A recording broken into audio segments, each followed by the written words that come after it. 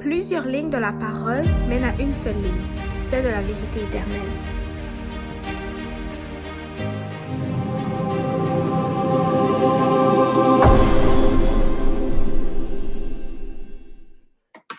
Je rends gloire à Dieu de nous permettre d'être réunis aujourd'hui, mais de permettre aussi que la technologie, malgré qu'elle fait défaut, Dieu nous a permis de trouver une solution pour que tout marche. Donc, je rends gloire à Dieu pour ça, parce que la technologie, c'est un produit humain, donc il y a beaucoup de défaillances dans la technologie humaine, mais Dieu n'a pas de défaillance. Donc, tout est parfait avec Dieu et tout va bien. Donc, le sujet du jour, si vous avez vu le titre du séminaire, c'est l'Église du Christ organisée. Donc, oui, on va parler de l'organisation, mais tout d'abord, il faut voir ce que la Bible nous dit par rapport à l'Église. Okay? C'est quoi au juste l'Église? Qu'est-ce que c'est l'Église? Qu'est-ce que c'est au juste l'Église du Christ? D'où que ça provient ce mot Église? Donc, il faudra voir d'où ça provient ce mot, l'origine. En fait, qu'est-ce que l'Église du Christ? Donc, les caractéristiques. Et par la suite, pour terminer, on va voir l'organisation de l'Église, comment les Églises sont organisées, en fait. Donc, la première présentation du jour sera l'origine de l'Église du Christ. Donc là, j'ai pris une Église conventionnelle qu'on connaît comme à l'habitude, parce que c'est une image qui représentait le mieux ce que je voulais vous présenter. Mais on va voir que qu'est-ce qu'on voit à l'écran, c'est pas seulement ça l'Église, en fait. Ça, c'est que des pierres sur pierre. Okay? L'Église, c'est plus que des pierres, des morceaux de bois, une porte, puis une cloche qui sonne chaque samedi ou chaque dimanche. Okay? L'Église, c'est pas seulement ça, l'Église, en fait. C'est plus profond que ça. Et la Bible vraiment nous montre son sens profond. Et en fait, l'Église, c'est en fait la chose la plus importante de ce que la Bible veut nous dire, en fait. Parce que l'Église, c'est le centre, en fait, de tout. S'il n'y a pas d'Église, en fait, il n'y a pas de prêche, il n'y a pas de prédication. S'il n'y a pas d'Église, il n'y a pas d'école du sabbat. S'il n'y a pas d'Église, il n'y a pas la formation d'un peuple. S'il n'y a pas d'Église, en fait, c'est parce qu'il n'y a pas de membres, il n'y a pas de personnes, il n'y a pas de gens, en fait, qui sont dedans. Donc, en fait, l'Église, c'est le centre vraiment de la parole de Dieu. C'est le centre de tout, en fait, de tout commencement d'un peuple. Et justement, dans ce séminaire, on verra ces trois choses-là. Et on verra comment l'Église primitive est organisée, de quelle façon elle est organisée, et plusieurs autres questions importantes que j'ai pu nommer aussi il y a quelques instants.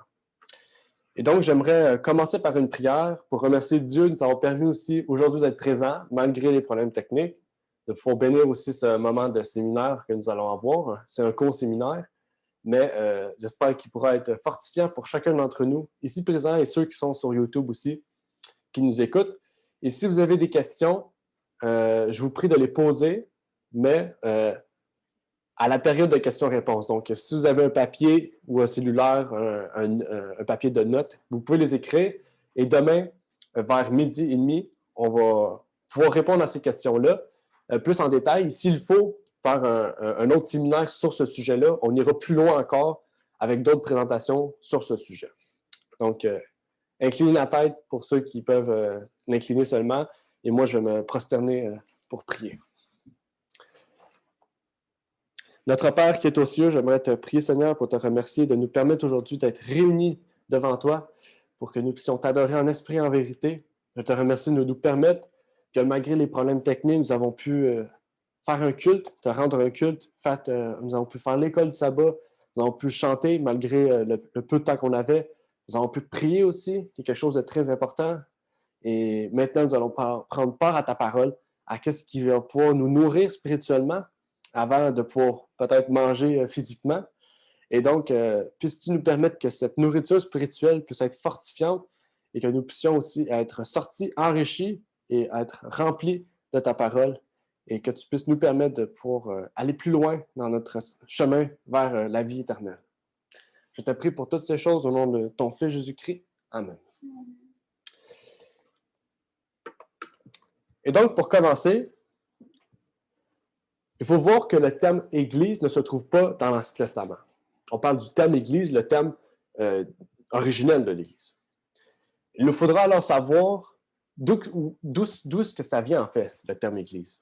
Et qu'est-ce que ça veut dire, le terme « Église ». Donc, la deuxième question que je viens de vous dire, qu'est-ce que ça veut dire le terme Église? En fait, le terme Église vient du mot grec « ecclésia ». Et ce mot, en fait, est composé de deux mots. Parce qu'en fait, le mot ecclésia, c'est une construction de deux mots pour former un mot. Et ça, on connaît ça beaucoup aujourd'hui avec plusieurs mots, en fait, où on voit deux mots qui veulent dire un mot, en fait. OK? Je n'ai pas d'exemple en tête tout de suite, mais je pense que vous connaissez des mots qui sont, on pourrait dire mécontent. OK? Mais et content, c'est deux mots qui forment un seul mot et qui est mécontent signifie une définition à elle-même. Mais ecclésia, c'est la même chose, en fait. Le premier est ek. Okay? Ek qui signifie hors de, qui signifie depuis. Et le deuxième mot, c'est kaleo. Ensemble, ça fait ecclésia. Et kaleo, c'est inviter, appeler. Donc, en fait, le mot ecclésia, le mot église, okay, dans son sens, on pourrait dire direct, okay? Puis le mot ek et kaleo, c'est la signification dans la Strong Concordance, okay? La concordance Strong, qui est une des meilleures concordances qu'on peut connaître sur la parole de Dieu. Mais en fait, ce mot vient nous prouver que la signification de l'Église, en fait, c'est un appel à sortir. Donc, l'Église, en fait, c'est un appel à sortir. Mais là, on se dit un appel à sortir de quoi? Donc, ça, on va voir ça au fur et à mesure de ce séminaire. Donc, je ne vais pas vous répondre tout de suite, sinon, ça va un peu briser le cheminement du séminaire. Mais j'aimerais vous dire justement que au fur et à mesure qu'on construit ces présentations, ces trois présentations, donc à la fin d'aujourd'hui, de cet après-midi et de demain, peut-être vous allez voir que qu'est-ce qu'on va dire ne sera pas en fait avec ce que vous pensez. Parce que quand j'ai étudié ce sujet-là, ce n'était pas tout à fait ce que je comprenais de l'Église, en fait. Parce que l'Église, c'est vraiment plus profond que ça. Donc, j'espère que la parole de Dieu pourra vous éclairer, pourra vous emmener à une compréhension plus parfaite de ce terme, en fait, Église. Et déjà, avec ce mot « ecclésia », c'est la première chose qu'on voit aujourd'hui, c'est « ecclésia » signifie un appel à sortir. Donc, c'est déjà quelque chose que moi, je ne savais pas peut-être il y a 2 semaines, et que maintenant, après les études, après la formalisation de ce séminaire, en fait, j'ai pu comprendre. Donc, ecclésia, c'est un appel à sortir. C'est très important de s'en rappeler. Okay? L'Église, c'est la formation de l'Église du Christ. L'origine, le mot « Église », c'est un appel à sortir. Et donc, on va voir quelque chose d'important aussi, c'est que le terme « Église », ecclésia, ce n'est pas un terme qui est positif ou négatif. C'est un terme neutre. Donc, ça veut dire qu'il peut prendre le sens positif ou comme le sens négatif. Okay? On va prendre des exemples. Dans Acte 19, de 21 à 32, c'est un long texte, on va le décortiquer au fur et à mesure. Acte 19, 21 à 32. Ça nous dit comme suit, les mots surlignés, soulignés, en fait, c'est les endroits importants. Après cela, verset 21, Paul se proposa, dans son esprit, de traverser la Macédoine et l'Achaïe. Et pour ceux qui ont fait l'école de sabbat, l'année passée, on avait vu le livre des Actes, donc ça va vous rappeler des choses. Et d'aller à Jérusalem, disant, après que j'aurai été là, il faut aussi que je voie Rome. Et ayant envoyé en Macédoine deux de ceux qui l'aidaient, Timothée et Éraste, il demeura encore quelque temps en Asie. Or, il arrivait en ce temps-là un grand trouble à l'occasion de la doctrine. En effet, un nommé Démétrius orfèvre qui faisait des sanctuaires de Diane en argent et qui donnait beaucoup à gagner aux ouvriers. Okay? Donc là, on commence à rentrer dans un terme, Démétrius, okay, qui fait des statues de Diane, des statues de faux dieux. Ça dit, les assembla avec eux, ceux qui travaillaient à ces sortes d'ouvrages, et leur dit, « Ô hommes, vous savez que tout notre gain vient de cet ouvrage.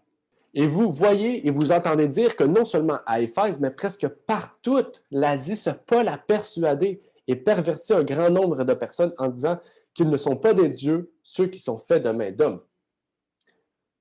Et il n'y a pas seulement à craindre pour nous que notre métier ne soit décrié, mais même que le temple de la grande Diane ne tombe dans le mépris et que sa majesté, que toute l'Asie et que le monde entier révère ne s'anéantissent aussi. » Ayant entendu cela, ils furent transportés de colère et ils s'écrièrent Grande est la Diane des Éphésiens.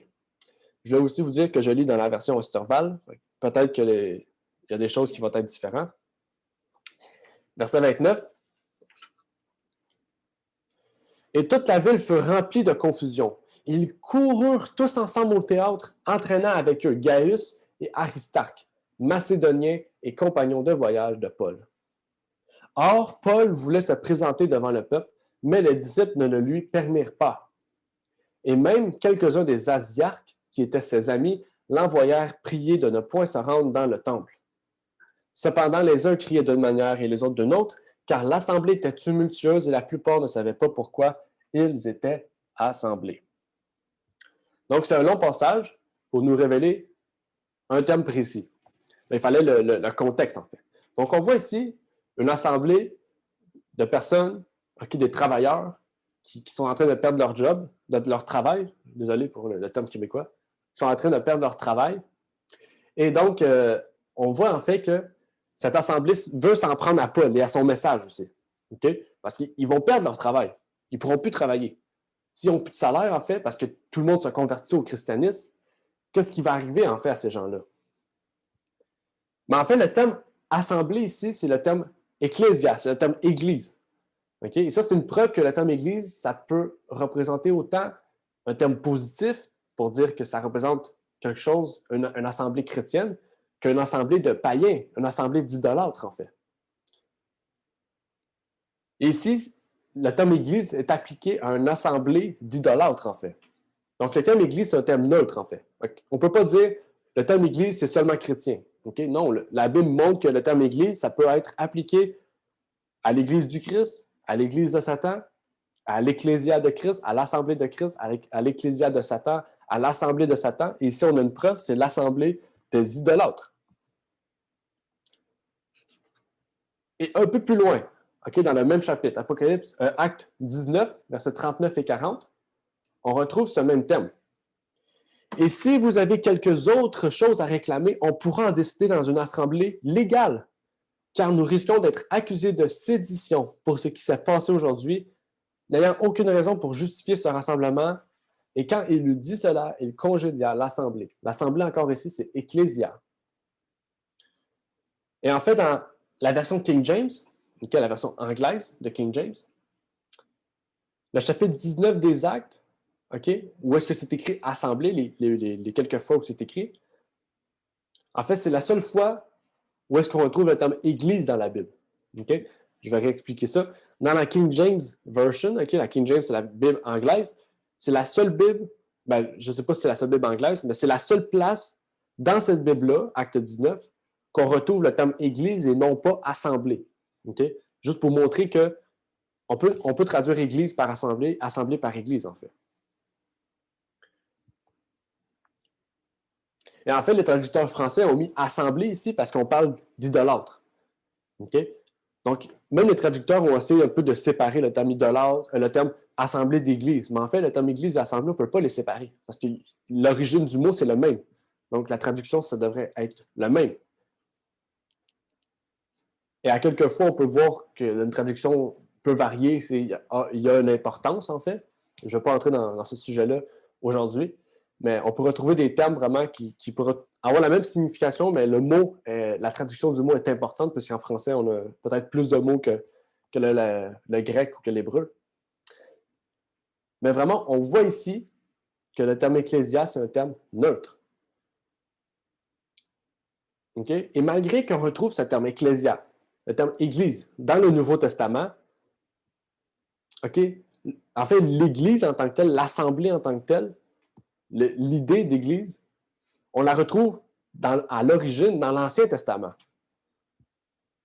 Le concept d'église, on le retrouve dans l'Ancien Testament, en fait. Et là, pour preuve, on va lire Acte 7, versets 37 et 38. Acte 7, 37 et 38 nous dit « C'est ce Moïse qui dit aux enfants d'Israël, « Le Seigneur votre Dieu vous suscitera un prophète comme moi d'entre vos frères. Écoutez-le. C'est lui qui, lors de l'assemblée dans le désert, s'entretenait avec l'ange qui lui parla sur la montagne de c'est écrit Sinaï, mais c'est Sinaï, et avec nos pères. et qui reçut des paroles de vie pour nous les donner. Donc ici, on parle d'Étienne. Ici, Étienne, OK, c'est son dernier discours avant la lapidation. Donc, il parle aux prêtres juifs, OK, au Sanhédrin. Il a démontré et il a reconnu, en fait, parce qu'on retrouve assemblée, il a démontré ici qu'en fait, que le peuple dans le désert, c'était une église, en fait. C'était une assemblée, une ecclésia. Donc, ça montre que ce concept d'église, OK, ne se retrouve pas dans le Nouveau Testament, mais bien dans l'Ancien Testament. Donc là, on a pu voir dans le Nouveau Testament une idée référée dans l'Ancien, mais on n'a pas parlé de texte dans l'Ancien Testament. Donc, il faut voir, est-ce qu'il y a un texte dans l'Ancien Testament qui nous permettra de voir c'est quoi ce mot qui est appliqué pour Église, en fait. Donc, on va aller dans Hébreux 2, verset 12. Hébreux 2, verset 12, qui nous dit « En disant, j'annoncerai ton nom à mes frères, je te louerai au milieu de l'assemblée. » Ici, c'est Paul qui écrit ça. OK, dans l'Hébreu, c'est Paul. Mais est-ce que c'est Paul qui parle ici? Non. Paul cite un texte de l'Ancien Testament. Donc, ça veut dire que assemblée ici, dans l'Ancien Testament, c'est peut-être pas écrit assemblée, mais c'est écrit un texte, un mot, un terme similaire à assemblée, qui veut dire la même chose, mais en hébreu. Donc, il faudra voir où est-ce que Paul a tiré ce texte-là, en fait. Donc, ça, on retrace, en fait, les textes, on fait des recherches. On retrouve ce texte-là dans Psaume 22, verset 23. Et dans certaines versions, c'est le verset 22. OK, pour préciser, pour pas que vous dites que moi, je n'ai pas de verset 23, en fait. Dans ma version, c'est le verset 23, mais dans d'autres versions, c'est le verset 22. Et David nous dit « J'annoncerai ton nom à mes frères, je te louerai au milieu de l'assemblée. » Donc, en fait, c'est le même terme, assemblée. Et le terme hébreu pour assemblée ici, dans Psaume 22, verset 23, c'est « Ka'al ». Okay? Donc, le terme « Ka'al », c'est le terme « ecclésia » en hébreu. Et là, on va faire la même chose qu'on a fait dans le Nouveau. Dans le Nouveau, on a retracé des textes où on avait vu le terme « ecclésia » et on avait vu qu'il était neutre. Mais là, on va faire la même chose dans l'Ancien Testament. Est-ce que dans l'Ancien Testament, le terme « assemblée »,« église »,« Ka'al », c'est un terme neutre aussi?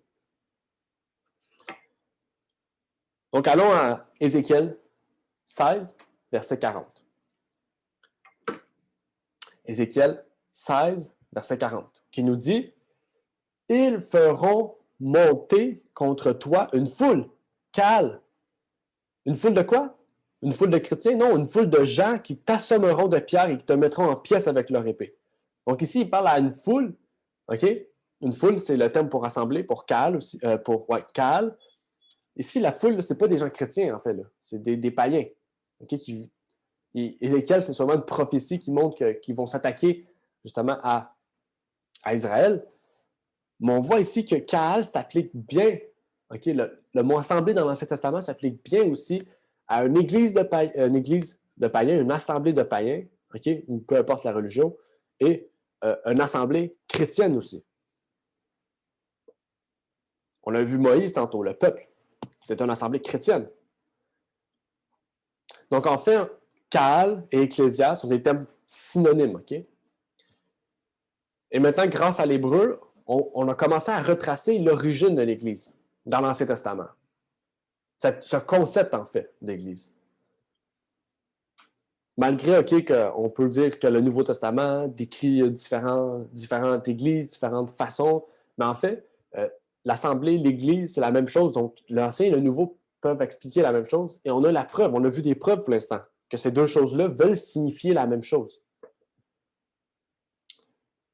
Donc, le terme assemblée, le terme ecclésia, peut être fait référence à une assemblée de fidèles ou une assemblée d'infidèles.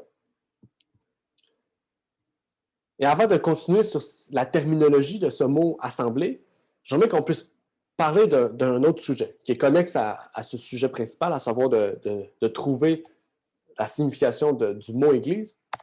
J'aimerais faire un petit lien, on pourrait dire une parenthèse. J'ouvre une parenthèse ici. En fait, si on continue dans cette lignée des textes de l'Église qu'on retrouve dans l'Ancien Testament. Allons dans Genèse 28, du verset 1 à 3. Genèse 28, de 1 à 3 nous dit « Alors Isaac appela Jacob et le bénit. Il lui commanda et lui dit « Tu ne prendras point une femme parmi les filles de Canaan. Lève-toi, va à Padan-Aram, à la maison de Bethuel, père de ta mère, et prends-toi une femme de là, parmi les filles de Laban, frère de ta mère. Et que le Dieu Tout-Puissant te bénisse, te fasse croître et te multiplie, et quoi? Et que tu deviennes une assemblée, une cale de peuple. »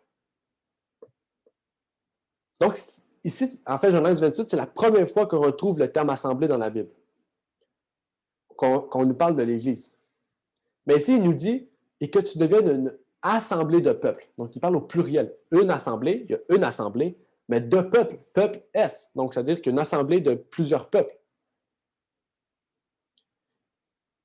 Et c'est ça qui est fascinant ici, c'est que Isaac, le fils d'Abraham, dit à Jacob qu'il deviendra une assemblée ou une église de peuple. Et qu'est-ce que va devenir Jacob plus tard, en fait?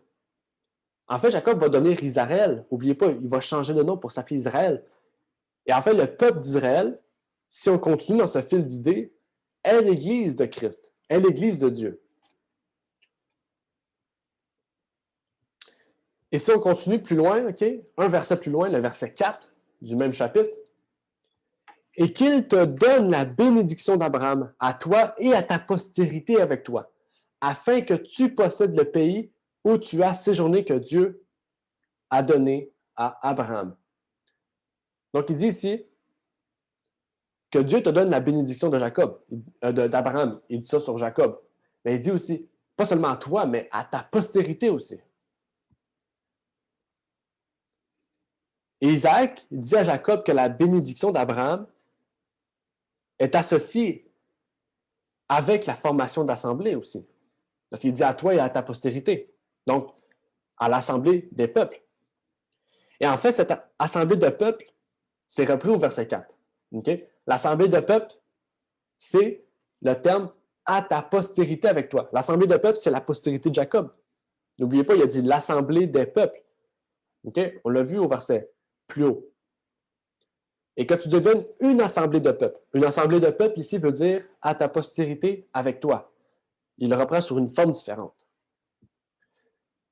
Et ça ne veut pas dire ici que postérité et assemblée veut dire la même chose. Okay? Mais ça veut juste dire que ce qui est écrit au verset 3, ce qu'on a lu il y a quelques instants, du verset 1 à 3, sur l'assemblée des peuples, est repris sous une autre forme, okay? Sur une autre explication. Okay? Il a changé la structure de la phrase, mais ça veut dire la même chose. Et ça nous ramène encore plus loin encore, parce que si assemblée de peuples, OK, et que à ta postérité avec toi, OK, veut dire la même chose, OK, même si postérité, ce n'est pas le même terme que assemblée, mais je pense que vous comprenez que le bout de phrase, en fait, répète la même chose sous une forme différente. Donc, il faut voir maintenant le terme postérité.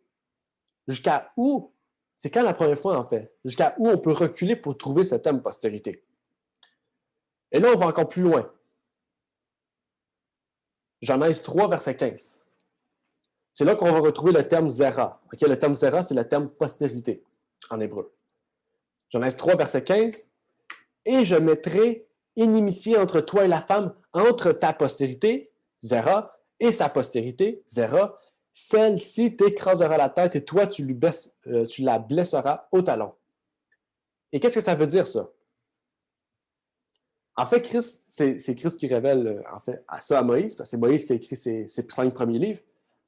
En fait, ici, Genèse nous montre qu'il y a la promesse de rédemption pour l'humanité. Mais ça nous montre aussi que, en fait, le concept d'Église par rapport à sa postérité ici, parce que n'oubliez pas, au fur et à mesure qu'il y a des postérités, l'assemblée de Christ continue. Okay?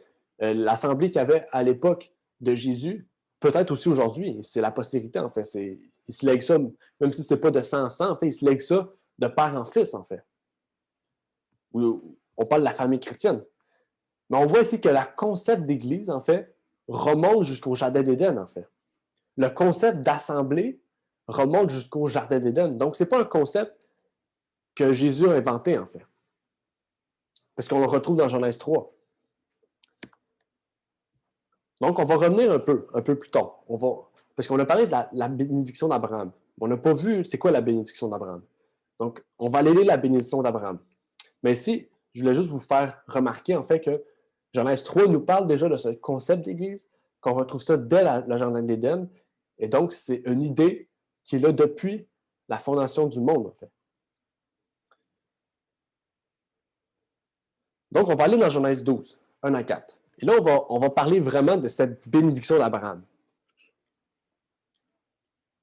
Genèse 12, 1 à 4 nous dit « Et l'Éternel avait dit à Abraham, va-t'en hors de ton pays et de ta parenté et de la maison de ton père, vers le pays que je te montrerai. Et je te ferai devenir une grande nation, et je te bénirai et je rendrai ton nom grand, et tu seras une bénédiction. Et je bénirai ceux qui te béniront, et je maudirai ceux qui te maudiront. Et toutes les familles de la terre seront bénies en toi. Et Abraham s'en alla comme l'Éternel le lui avait dit. Et Lot alla vers lui. Et Abraham était âgé de 75 ans quand il sortit de Charan. » Donc aujourd'hui, on dirait que c'est un vieux monsieur. À cette époque-là, on sait que les gens vivaient plus vieux déjà. Et en fait, ça va en décadence. Mais ici, ce texte-là nous révèle beaucoup de choses. On doit apprendre une grande leçon de ça. Et Ellen White en parle aussi dans Patriarches et Prophètes. Je vous prie de lire ce chapitre-là en connexe avec ce sermon-là par rapport à la bénédiction d'Abraham et qu'est-ce qu'Abraham a reçu comme ordonnance venant de Dieu. Mais il y a 3 choses importantes dans ce texte-là. C'est quoi ces 3 choses? En fait, le Seigneur a commandé quelque chose à Abraham. Et si Abraham suivait ce que Dieu lui avait ordonné, le Seigneur lui a fait une promesse. Si tu suis ça, je te promets ça. Et si Abraham le faisait pour vrai, il recevait de la bénédiction, en fait. Donc, le Seigneur lui a parlé, lui a commandé quelque chose, lui a donné une promesse, il lui a parlé d'une bénédiction. Et donc, on comprend ici que pour accomplir les promesses et recevoir les bénédictions de Dieu, il faut d'abord suivre ce que Dieu nous commande. En fait, Dieu, on voit qu'il est donnant, en fait. Okay? Dieu nous demande quelque chose. En fait, il nous demande de nous soumettre à lui, de lui obéir. Et Dieu dit, vu que tu obéis, on a vu ça ce matin, la coupe déborde. En fait, tu lui obéis, la coupe va déborder de toutes les façons, en fait. Et c'est quoi qu'Abraham devait faire? C'est quoi à quoi il devait se soumettre? Il devait se séparer complètement de son passé. OK? Abraham devait quitter quoi? Il devait quitter son pays, sa terre, sa parenté, sa patrie, la maison de son père, sa famille. Donc, il devait quitter sa terre, sa patrie et sa famille. Donc, on comprend ici le terme de l'Église, en fait. OK? Et ça, c'est la bénédiction d'Abraham, en fait. S'il suivait ça, il allait pouvoir recevoir ça. Et Isaac a dit, si tu fais ça, tu vas recevoir cette bénédiction d'Abraham. Donc, en fait, c'est vraiment de père en fils, en fait. C'est jusqu'à nous. N'oubliez pas, Paul avait parlé que ceux qui acceptent Jésus sont de quoi? Sont de la même famille qu'Abraham. Donc, en fait, on reçoit les mêmes bénédictions, mais il faut suivre le Christ. Si on suit Dieu, on suit. En fait, Dieu va nous donner la promesse et cette bénédiction. Et c'est quoi déjà la signification d'Ecclésia? C'est quoi la signification d'Église? Sortir, un appel à sortir. Et Dieu a lancé un appel à sortir à Abraham. Pourquoi? Pour former un peuple, pour former une assemblée, une Église. Donc, Dieu nous appelle aujourd'hui à sortir pour se rassembler. Là, on n'a pas vu encore à sortir de quoi. Abraham devait sortir, on comprend déjà cette idée d'Abraham devait sortir de quoi. Okay? Je ne veux pas aller plus loin parce qu'on va voir ça encore dans les prochaines présentations. Mais j'aimerais pouvoir en dire un petit peu plus quand même. Il faut qu'on puisse avancer un peu. En fait, le Dieu d'Abraham, le Dieu d'Isaac et le Dieu de Jacob appelle son peuple, n'oubliez pas, il appelle son peuple à sortir de Babylone. Et l'Église, c'est quoi? c'est un appel à sortir pour se rassembler. Donc, Dieu appelle son peuple qui est dans Babylone de sortir pour se rassembler en assemblée, en église, pour adorer le vrai Dieu, dans la vérité. Il faut se séparer, en fait, de Babylone pour adorer Dieu. Et toutes ces choses-là, en fait, quand on se sépare, on va recevoir cette promesse, cette bénédiction. On va connaître aussi pleinement l'œuvre de Dieu. Qu'est-ce que Dieu nous appelle? Dieu nous appelle à quoi? Et la première chose que Dieu a demandé à Abraham, c'est « Sors de Babylone ». Et c'est pour ça qu'il a dit « Sors de ta terre, de ta patrie », parce que sa famille, Abraham, elle n'était pas chrétienne. Okay? Elle avait accepté l'idolâtrie. Elle était chrétienne auparavant, mais elle a accepté l'idolâtrie. Donc, Abraham devait sortir pour connaître pleinement à quoi Dieu appelait Abraham. Et Abraham a dû sortir de Babylone, a dû sortir de la confusion. Pourquoi? Pour connaître le vrai Dieu et faire l'œuvre à laquelle il était appelé. Et ça nous amène à nous poser des questions. C'est qui les enfants spirituels d'Abraham? C'est qui maintenant Christ appelle à sortir pour être en assemblée? Parce qu'oubliez pas, ces enfants spirituels sont aussi concernés, hein, parce que Dieu dit, a donné à Abraham. Et à Abraham, en fait, parce qu'il est devenu Abraham. Là, je vais sortir le texte qu'on a pu discuter un peu tantôt. Galates 3, verset 7. Sachez donc que ceux qui ont la foi sont quoi? Les enfants d'Abraham. Donc, ma question pour vous, c'est est-ce que vous avez la foi? Si vous avez la foi en Jésus-Christ, vous faites partie des enfants d'Abraham. Des enfants spirituels, bien sûr. Mais vous faites partie de ceux qui sont appelés à sortir de Babylone. Donc, en fait, si vous ne sortez pas de Babylone, vous ne pouvez pas recevoir cette bénédiction et cette promesse. N'oubliez pas, Dieu a dit, si tu suis ce que je t'ordonne, je te commande, sors de Babylone, et tu recevras justement cette bénédiction et cette promesse. Est-ce que j'ai la foi? Est-ce que je suis un enfant d'Abraham? Et lisons maintenant le verset 14 de Galates. Qu'est-ce qu'il nous dit? Afin que la bénédiction d'Abraham se répandisse sur les gentils par Jésus-Christ et que nous ressuscions par la foi l'Esprit qui avait été promis. Quel Esprit qui avait été promis? Le Consolateur. C'est qui le Consolateur? C'est Christ en nous. Ce n'est pas une troisième personne de la Trinité, une troisième personne de peu importe lequel Dieu a trois têtes que vous croyez, mais c'est bien le Fils de Dieu. OK? C'est Jésus-Christ. Christ a dit, il faut que je m'en aille pour que vous puissiez recevoir ce Consolateur. Il faut que Christ s'en aille pour que vous puissiez recevoir Christ en vous. Parce que Christ était physiquement avec les disciples. Il ne peut pas être en nous s'il est là. Mais en s'en allant, en allant vers son Père, il pouvait maintenant nous donner son esprit. Et n'oubliez pas la vie de Christ. La vie de Christ, tout au long de sa vie, il recevait l'esprit de son Père. OK? Mais maintenant qu'il est au ciel, l'esprit que Christ avait, il peut nous le donner. N'oubliez pas, c'est un cheminement, en fait. Hein? Dieu donne l'esprit à Christ, Christ nous donne son esprit. OK? Mais l'esprit de Dieu et l'esprit de Christ, c'est le même esprit. OK? Mais Dieu donne l'esprit à Christ et Christ nous donne son esprit parce que c'est Christ qui interfère avec les choses humaines. C'est Christ qui travaille avec l'humanité. C'est Christ notre médiateur. C'est Christ le sacrificateur céleste, le grand sacrificateur. C'est lui qui était notre avocat. C'est qui est notre avocat, mais c'est lui en ce moment qui fait le jugement aussi. Et il nous a promis cet esprit. Mais ça, c'est la bénédiction d'Abraham. Donc, il faut sortir de Babylone pour que nous puissions recevoir par la foi son esprit. Et c'est elle aussi qui est parlée dans Genèse 3. Genèse 3, on l'avait vu, hein? C'est Jésus-Christ qui vient reprendre ce que l'humanité a perdu. Le deuxième Adam vient reprendre ce que le premier a perdu. Et il nous a dit qu'une postérité viendrait. Et donc, je vais continuer encore. Galates 3, verset 29. Et si vous êtes de Christ, vous êtes donc de la postérité d'Abraham. Et qu'est-ce qu'on avait dit? Isaac avait dit à Jacob, tu vas être une assemblée des peuples.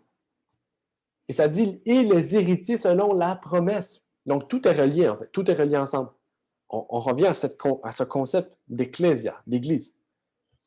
Et les véritables enfants d'Abraham sont les disciples de Jésus. C'est ceux qui suivent Jésus-Christ. Ceux qui ont accepté Jésus dans leur vie, et c'est ceux qui pourront recevoir l'Esprit de Christ en eux. Et Abraham, c'est lui qui a reçu la demande de mettre à mort son fils. Hein? C'est Dieu qui lui avait demandé de sacrifier son enfant. Et par ce geste, Dieu voulait démontrer qu'il allait devoir faire la même chose des centaines d'années plus tard pour racheter une race qui ne la mérite même pas. Et ça, je pense, c'est qu'est-ce qui est le plus merveilleux, en fait. Parce que l'exemple d'Abraham, Abraham allait sacrifier son fils. Il ne l'a pas fait. Mais Dieu a montré, par ce geste, qu'il allait faire la même chose. C'est pas symboliquement. Hein? C'est pas, Dieu n'a pas envoyé lui-même sur terre pour mettre à mort lui-même, en fait. Non, Dieu a vraiment envoyé son fils unique. Sinon, l'exemple d'Abraham est inutile, en fait. Mais justement, Abraham nous révèle un amour humain. Mais là, il faut comprendre que nous, on a l'amour divin et Dieu a envoyé son fils sur terre au prix de perdre cette race humaine. Et c'est ça qui est le plus merveilleux, justement, dans cet exemple d'Abraham. C'est que l'exemple d'Abraham est bel et bien réel et que Dieu, en bien et belle, a envoyé son fils unique sur terre. Donc, on va revenir sur le sujet du jour parce que là, on s'en va plus vers la foi, vers Abraham. On pourrait aller loin, on pourrait continuer encore sur ce sujet-là. Mais nous, on parle vraiment de l'Église. Et en fait, c'est quoi le rapport? Parce que là, on a parlé d'Abraham, on a parlé d'Église, on a vu des liens un peu dans ces choses-là. Mais en fait, c'est quoi le plus important à retenir dans tout ce qu'on a vu? Mais en fait, le plus important, c'est que les enfants d'Abraham, les enfants qui sont d'Abraham par la foi, par Jésus-Christ, c'est eux qui forment l'Église de Christ. Et si on se dit être les enfants d'Abraham selon l'Esprit, on doit aussi sortir de Babylone, quitter notre pensée pour s'attacher à Christ. Et c'est là que les principes de 1889 reviennent, parce que dans un des principes, il nous dit quoi? La nouvelle naissance. Et la nouvelle naissance, c'est de délaisser ce passé, en fait. Délaisser notre ancienne vie pour revivre en Christ, pour sortir de Babylone. Donc, en fait, si on reste dans Babylone, on reste attaché à Babylone, on n'a pas connu réellement cette nouvelle naissance. Et peut-être que c'est pas fait exprès, peut-être une personne aimerait avoir une nouvelle naissance, mais qu'il ne sait pas, qu'il ne connaît pas bien, en fait, c'est quoi son travail. Et c'est le but, justement, de l'Église, c'est de quoi? Ecclésia, un appel à sortir. Le but de l'Église, c'est de permettre que toute personne sorte de Babylone. Et la foi d'Abraham s'est manifestée par une seule chose, c'est le fait de délaisser son passé pour suivre Dieu. Sa foi l'a sauvé. Et c'est là on voit, Abraham, c'est sa foi qui l'a sauvé, ce n'est pas ses œuvres, c'est sa foi. Mais on voit aussi qu'Abraham a fait de bonnes œuvres, en fait. C'est un exemple aussi à suivre. Mais c'est sa foi qui l'a sauvé. Donc là, on va revenir sur le thème neutre que j'avais dit qu'on reviendrait. Donc, le thème neutre du mot Église, le thème neutre de Ecclésia, de Kaal. Le Genèse 35 nous met encore cette idée dans la tête. Et Dieu lui dit, je suis le Dieu Tout-Puissant. Augmente et multiplie. Une nation, même une multitude, Kaal, de nations naîtront de toi, des rois sortiront de tes reins. Et ça, Dieu dit cela à Israël, en fait, à Jacob. Et ça l'amène deux applications. L'application littérale, que Jacob va avoir 12 fils, il va avoir plusieurs fils, il va avoir une multitude par ses fils, Genèse 25, versets 1 à 4. Mais il y a une deuxième application aussi qui est spirituelle, qui parle à la nation juste. Et ça, c'est Ésaïe 26, verset 2.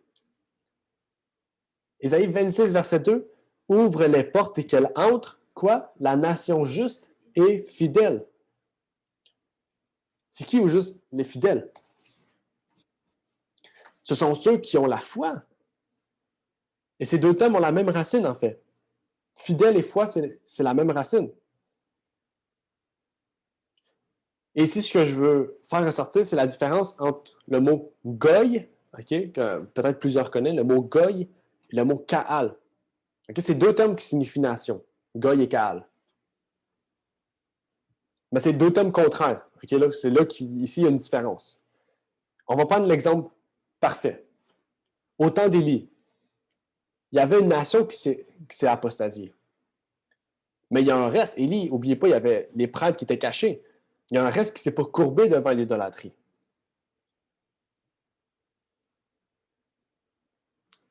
Et plusieurs textes, plusieurs choses nous montrent que Israël était apostasié et corrompu, en fait. Parce qu'Élie est sorti d'Israël. Les prêtres se sont cachés. Ils sont sortis d'Israël. Mais en fait, ici, il y a beaucoup de personnes qui montrent que, en fait, ici, on parle de Kaal. Israël qui s'est corrompu et apostasié, on fait référence encore à la nation juste. Mais en fait, non, il y a une différence ici. En fait, la nation, Goy, s'était rebellée. Okay? Goy, c'est la nation qui s'est rebellée, mais l'assemblée, Kaal, c'est elle qui est restée devant Dieu. Okay? Donc ici, ce que je veux vous dire, c'est que l'Israël qui s'est corrompu, c'est la nation, c'est Goy. Et ça, c'est pas parce que Goy, la nation, s'est corrompue, mais que, dans le fond, Goy et Kaal, c'est la même chose, parce que ici, c'est ça que je veux dire, c'est qu'il faut faire la distinction. La nation, Goy, c'est pas la même chose que Kaal. Okay? Ici, la nation, ici, l'Israël est corrompu, ça ne veut pas dire qu'il faut rester dedans parce que, en fait, c'est l'Église. Non, la nation, ce n'est pas l'Église. L'Église, c'est le terme Kaal. Et donc, même si la nation est corrompue, dans l'Israël, en fait, Élie faisait partie d'Israël.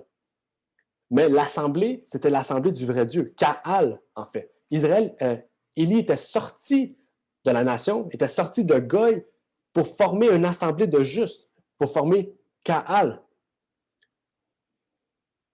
Et c'est ici, c'est ça qu'il faut voir vraiment. Quand on voit une nation, quand on voit une église qui se corrompt, quand l'apostasie arrive, il faut sortir, en fait. Il ne faut pas se dire que Goy et Kaal, c'est la même chose.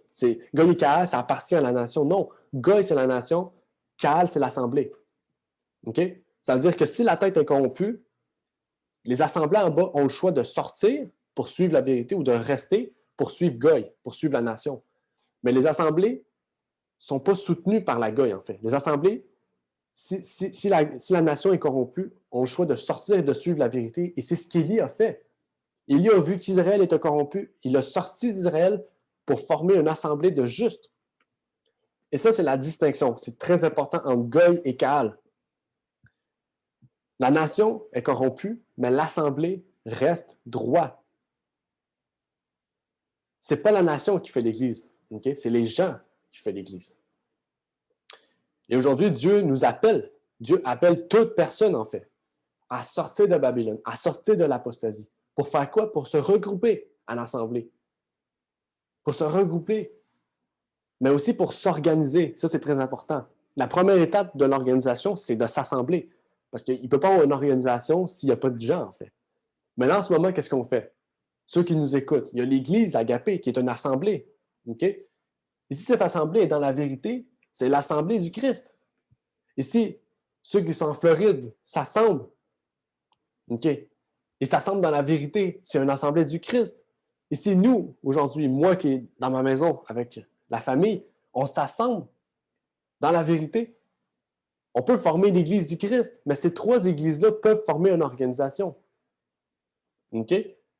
Mais ça ne veut pas dire, si nos trois églises se forment en organisation et que l'organisation est corrompue et que la Floride décide de sortir, mais en fait, c'est seulement l'organisation qui est corrompue. Et toutes les assemblées qui vont les suivre vont être corrompues. Mais l'assemblée de Floride qui est sortie, en fait, ce n'est pas une assemblée corrompue. Parce qu'elle est sortie de Goy. C'est ça ici que je veux faire la distinction. Peut-être là, dans le sens de l'Église, c'est plus facile à comprendre. Parce que cet appel de l'Église, le travail de l'Église, qui est de faire sortir les gens de Babylone, en fait, c'est le travail final, c'est le travail jusqu'à la fin. Apocalypse 18, verset 4 nous dit Puis j'entendis une autre voix du ciel qui disait, « Sortez du milieu d'elle, mon peuple, de peur que, participant à ses péchés, vous n'ayez aussi part à ses plaies. » Dieu a appelé son peuple, depuis Abraham. Il l'a appelé au temps de Christ. Il a toujours appelé l'Église, les gens, à rejoindre l'Assemblée du Christ, à sortir, l'appel de sortir de Babylone. Et l'appel final, le 4e ange, c'est encore une fois de sortir de Babylone. Et Dieu appelle son peuple de la fin des temps à sortir de Babylone. Et ce sera la même chose en fait. Parce que si on ne sort pas de Babylone, on va prendre part à ses plaies. Et si on prend part à ses plaies, c'est terminé. Et c'est là vraiment qu'on voit la liaison entre l'ancien Israël et l'Israël moderne, l'Israël spirituel. En fait, les gens qui sont dans Babylone ne sont pas l'Église de Dieu, parce qu'ils sont dans la confusion. Mais Dieu connaît ces gens, il connaît leur cœur, et il sait qu'il y a des gens dans Babylone, en fait, que s'ils connaîtraient la vérité, ils sortiraient de Babylone. Et justement, le premier travail de l'Église, c'est l'appel de sortir un peuple de Babylone. L'appel à sortir de Babylone. Ça, c'est le premier travail de l'Église. Et j'aimerais terminer sur un texte, et sur après des questions que j'aimerais vous poser, qui vont nous amener vers cette deuxième présentation, à savoir les caractéristiques de l'Église du Christ. L'Esprit de prophétie nous dit comme suit, d'enlever vos yeux en haut, écoutez bien attentivement, c'est très important. Se singulariser pour le plaisir d'être unique est absolument détestable et indigne d'un chrétien. Mais se singulariser parce que l'adoration de Dieu et de Dieu seul l'exige, revêt l'homme de la dignité des cieux. Nous ne devons pas craindre de nous distinguer lorsque le devoir l'exige pour honorer et exalter Dieu. Prenez l'exemple d'Élie. Ne recherchez pas la singularité pour le plaisir d'être remarqué, mais pour éviter le péché et ne pas déshonorer Dieu. Dans ce cas, les multitudes qui s'opposent à nous ne doivent pas nous préoccuper. Tu ne suivras point la multitude pour faire le mal. Dieu a une église. Et ce n'est pas la grande cathédrale, ni l'institution nationale, ni les différentes dénominations. C'est quoi? C'est le peuple qui aime Dieu et qui garde ses commandements. Là où 2 ou 3 se sont assemblés à mon nom, je suis au milieu d'eux. L'assemblée, l'église, c'est les gens, ce n'est pas un bâtiment. Et ça, on verra ça dans la 3e présentation, mais vous avez déjà une idée de ce qu'on voit. L'église, ce sont les gens et non pas un bâtiment. C'est-à-dire qu'on pourrait adorer dans les égouts, ça serait une église. On pourrait adorer au parc, ça serait une église. Peu importe le lieu, la preuve, les disciples ont adoré où? Ont adoré où? Sur le bord des fleuves, le bord des rivières, sur les montagnes, sur les rochers. Ils ont adoré, oui, dans la synagogue même des fois. Ça ne veut pas dire qu'on ne peut pas avoir de bâtiment. Enfin, on peut avoir un bâtiment. Mais si le moyen ne nous permet pas, en fait, on peut adorer n'importe où. Et on continue. Même lorsque le Christ se trouve parmi quelques humbles âmes, il s'agit de son Église.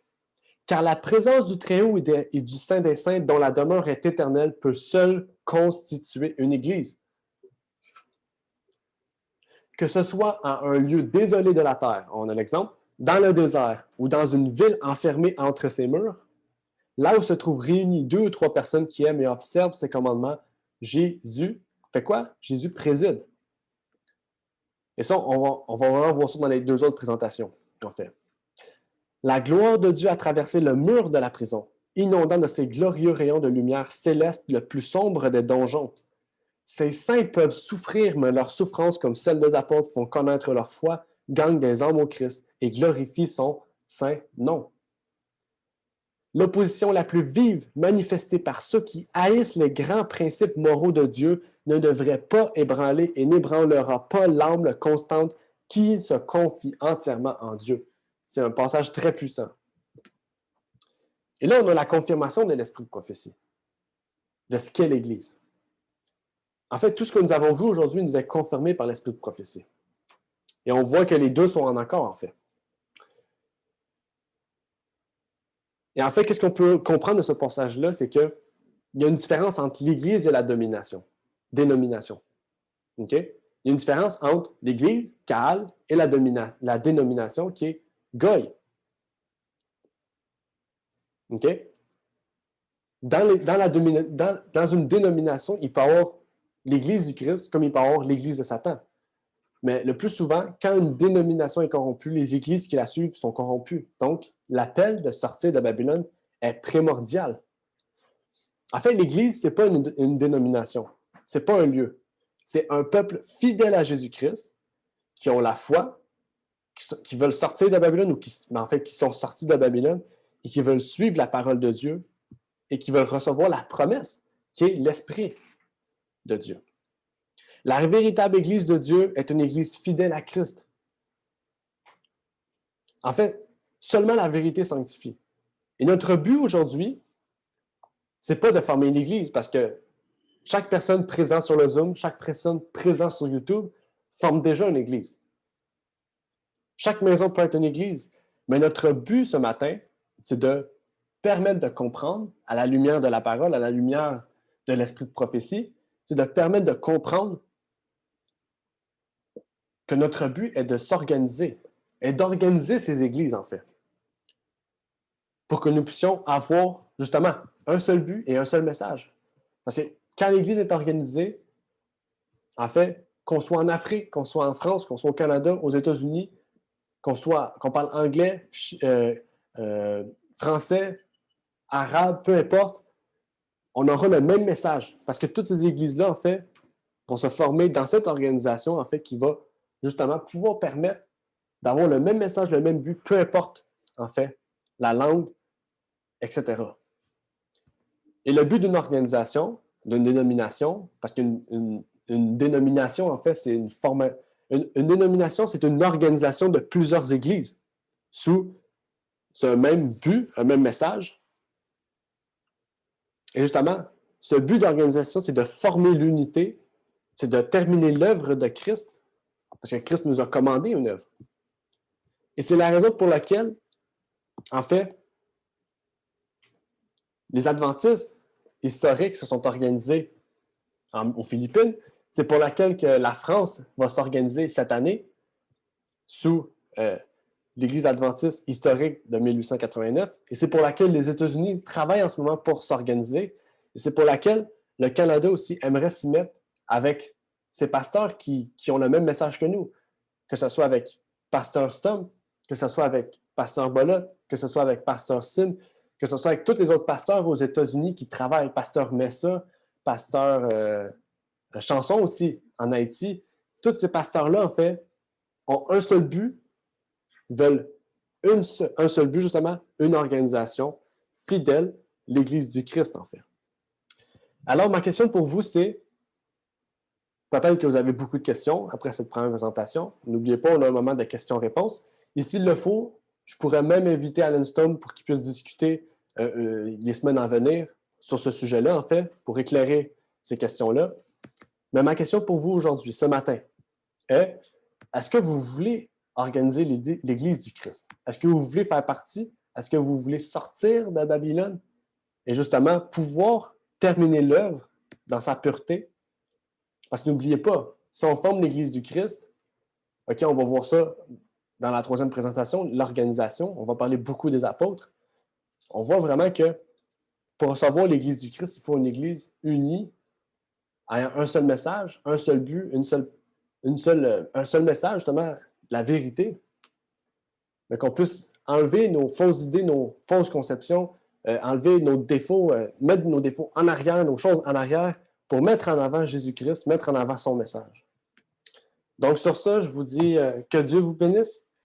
J'aimerais terminer aussi par une prière avant de conclure ce message.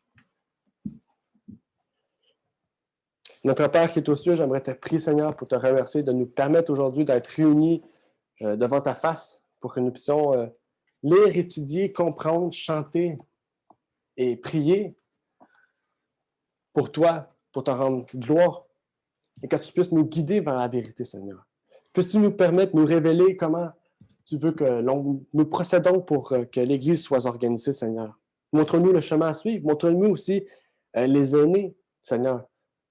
Par Allenston, par Pasteur Sim, Seigneur, qui sont des aînés dans la vérité présente et qui peuvent justement nous guider vers ce chemin, Seigneur. Ce sont des hommes de Dieu, Seigneur, des hommes qui veulent œuvrer pour toi. Et donc, puisses-tu nous guider vers cette unité, peu importe la langue, peu importe le pays, Seigneur. Je te prie donc pour toutes ces choses au nom de ton Fils Jésus-Christ. Amen. Merci d'avoir écouté cette vidéo. Pour plus de contenu, abonnez-vous sur notre site Internet. Il est également possible pour vous de nous suivre sur notre page Facebook et de nous contacter par email.